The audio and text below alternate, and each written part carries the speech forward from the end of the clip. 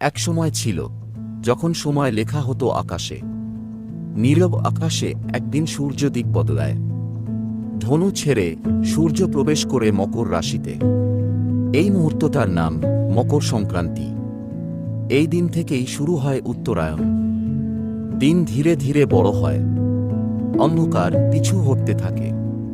প্রাচীন মানুষ জানত সূর্যের এই যাত্রা শুধু আকাশের নয়, এটা ভাগ্যের দিক বদল। আকাশ বদলালে পৃথিবীও নীরব থাকে না।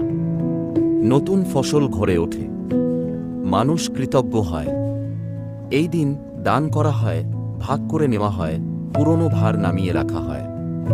বাংলায় একে বলা হয় পৌষ সংক্রান্তি। পিঠা, তিল, গুড়, উষ্ণতা আর মিষ্টি আশার প্রতীক। মকর সংক্রান্তি মনে করিয়ে দেয় সূর্য যেমন দিক বদলায়, মানুষও পারে নিজের অন্ধকার ছাড়িয়ে আলোতে যেতে।